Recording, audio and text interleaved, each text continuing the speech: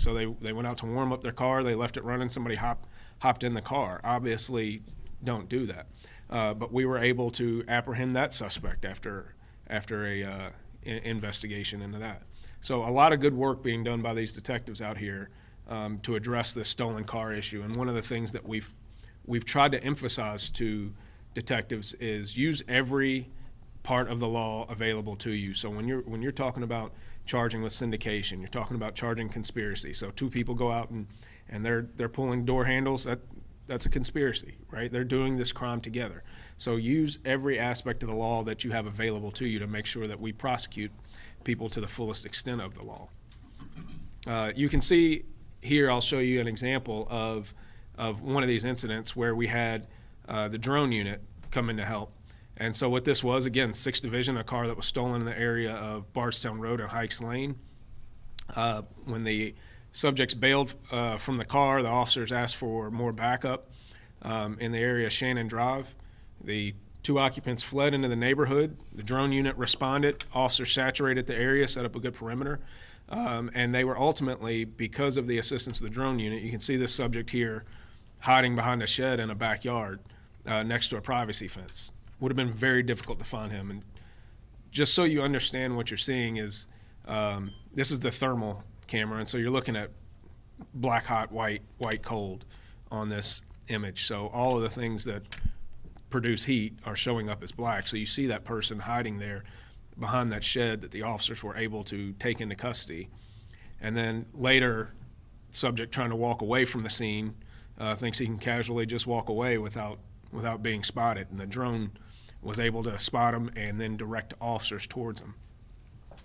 So we're talking about, how much more effective we are through collaboration with both technology and the patrol officers on the street. This was a DFR drone through EMA that was being operated by one of our officers, Sergeant Roderer, who heads up our drone program internally. And so really, really good job by not only those officers on patrol to spot that vehicle, to get other resources into place, but then to ultimately coordinate all those resources and make sure that that person was safely taken into custody. So we'll move on to another thing that we've started recently. You all are familiar that we've been working with a company called Zen City now for an extended period of time. And one of the things that we recently started was feedback surveys. So these are surveys that get pushed out to people after they call the police and have a call for service, and it pushes a survey out to them that rates they have the opportunity to give us feedback because we understand that every single interaction that the police have matters to people. And so we want to be able to get that feedback, get that information from people about how they're feeling about the job that we are doing for them. And so there's a curated list of questions that gets pushed out to them. It does not go to everyone. We are not pushing out a survey to victims of sensitive crimes. So domestic violence victims, shooting victims, family members of homicide victims don't have this pushed out to them. But these are incidents like non-injury accidents, reckless driving, noise complaints, someone calls for a burglary report, those types of things. And so it gives people the opportunity to get that feedback. And then we can start to work with all of our internal resources to say, hey, these are areas where we are seeing needs for improvement in how we are responding to people. And I'll give you some of the survey results here. So you can see overall, people are completing these surveys. These have only been live for about 2 weeks-ish. Yeah, about 2 weeks. And so you can see overall, people are receiving these surveys and that overall satisfaction score. So you see that this is broken down into 4 categories of satisfaction overall, professionalism, reliability, and timeliness. And you can see that those are all in the 70 to 80% range. And so some of the information that we're going to try to find out is what is that benchmarking data of other agencies and kind of the standard across the country so that we make sure that we are performing at a high level.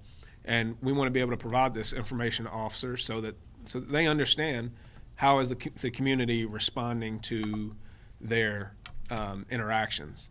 And then there's some open text fields where people can leave comments with specific information that they want about how their interaction went. And so you see some very positive comments here. And I think overall what we've seen through the time that we've been doing surveys is that people want the police. People know that they need the police.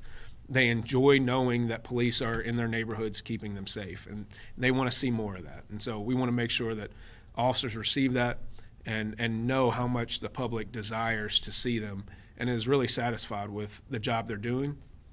But we're still going to raise the standard and expect an even higher level of professionalism and service. So as Matt kind of previewed, we did get a new helicopter delivered just yesterday. Unfortunately, it did take much longer than we expected, but it's here. You saw the drone earlier, and drones don't replace helicopters, right? There are limitations on drones of where they can go, how fast they can go, how high they can go, as well as their time that they can remain there. So this helicopter, as opposed to like a drone that might be able to be up for 30, 35, 40 minutes, obviously the helicopter can be up for several hours at a time. Whereas a drone has limited speed and range capabilities, the helicopter doesn't. Whereas the helicopter also has the ability to insert people. So this helicopter can carry 5 to 6 people at a time. So if we need to put people into an area or we need to evacuate people out of an area, it gives us all of these capabilities that we didn't necessarily have before. And so now having 2 helicopters, this gives us the ability, as much as helicopters go down for maintenance, this gives us the ability to have that resource available to officers out there as much as possible. So those pilots are extremely excited about that, and I know a lot of the officers on the street are glad to have that level of support. Yesterday we had promotions, so that's another great time for us, is when we get to recognize those people that have put in the hard work and have decided to take on leadership roles within the agency. We promoted 4 sergeants, 2 lieutenants, and 1 new major. And so we're very excited about that. We talked about setting a standard, holding people to a high standard, about their work ethic, and the work ethic that it took to get them to this place of leadership is not the same level of work ethic that it's going to take to sustain them at this new level. They're going to have to set their standard even higher for themselves and the people around them, and understanding what their role is and how they are really the conduits of what this department wants out of its people, and how they're going to be the ones that are leading our men and women every single day out here on the street. Lastly, we had a year-end summary or a year-end meeting for our convos and cuts, led by Sergeant Ina and Sergeant Donovan Duncan, and this is a project that they took on a while back, and we've kind of revamped it, and he's gotten it back out there. So last year they went to 8 separate barbershops, and so where they have the opportunity to create a space where people are comfortable coming and having difficult conversations, that it is just about that community police interaction where we can solve problems and work collaboratively. So Sergeant Ina was able to recognize those barbershops that hosted this past year, and the next one will start right back up after the new year, January 12th, at the barbershop on 3rd Street. It is literally called the Barbershop. So right there at 3rd and just south of Ali. So very excited about that project, and very proud of those officers who have come out to all of those. A couple of upcoming events for the week. Obviously, ALIFA is in town. They were at the council meeting last night, and they will have a community meeting tonight, open to the public from 6 to 8 at Molina Health at 2028 West Broadway tonight. So come out and interact with the monitoring team, and so they can have an opportunity to introduce themselves to you, the community, and have some of that interaction. And another meeting that's happening this week is the Community Safety Commission. So that will be an open meeting on Friday from 1 to 2:30 at 500 West Jefferson on the 4th floor. So another opportunity for the community to come and be on the inside of what's happening within Metro government as it regards to public safety. So with that, I will open it to questions. A bunch of helicopter questions. Oh, yeah. What kind of helicopter is it? Is it new or used? And how much did it cost? So the questions were, what kind of helicopter is it? It's funny because I think I might even have deleted that out of my notes. It's a, what is it? It's a Bell AH-1 or something? No, that's it's an Airbus. Yeah, I deleted it out of my notes because I was like, I don't need to know that. I'll be all the way honest, Paul. Airbus H125. And so fully outfitted, it ended up being in the range of $5 million. And it is a new helicopter.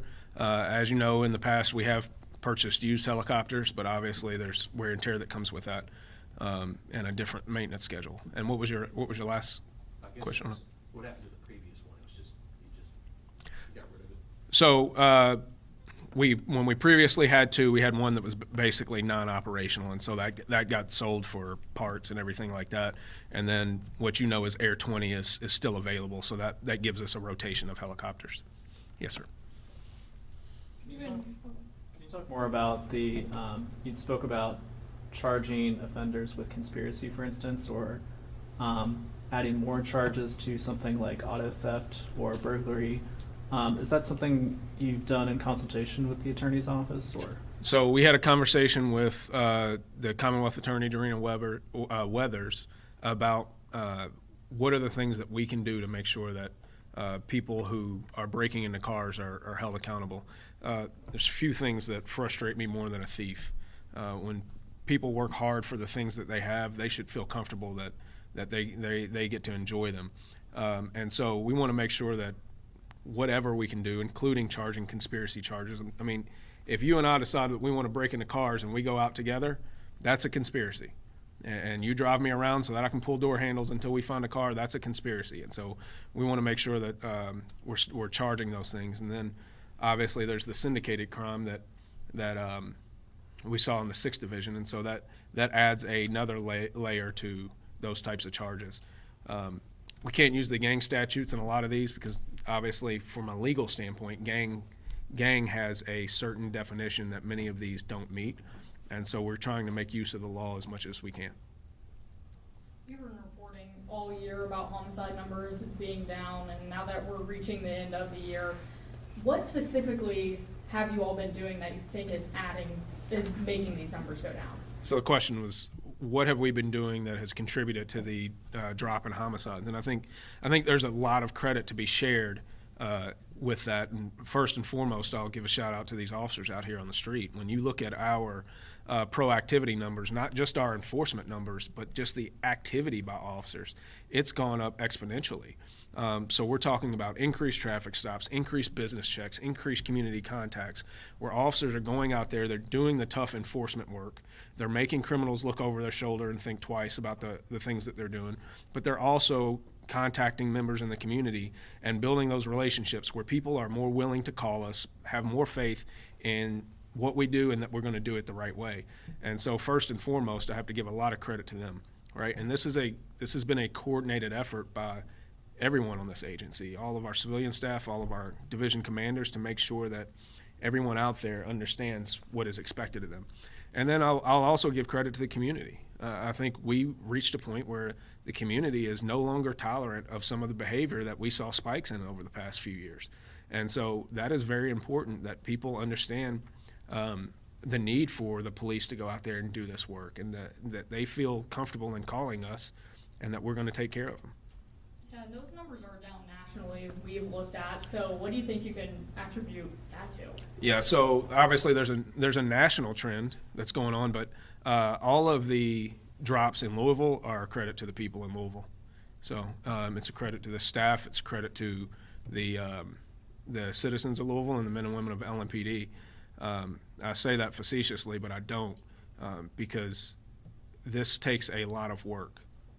It takes a ton of work, and it takes a coordinated effort. And I think you've probably seen in many places that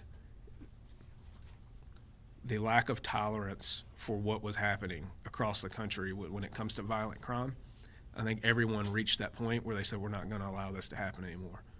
And we're going to make sure that we keep these communities safe, and that entails officers going out and being able to do that tough police work that we expect of them. Chief, you talked about making sure that people that break into cars or that steal cars are held accountable. Is there anything that LMPD is doing or can do on the prevention side to prevent these things from happening in the first place? You showed the numbers of car break-ins going up. We hear from a lot of people that it's not just a matter of them leaving their cars unlocked, but people are breaking their car windows. Is there anything that LMPD is doing or can do on the prevention side? Well, on the prevention side, I'm glad you brought that up, because obviously the easy thing is say to lock your doors, right?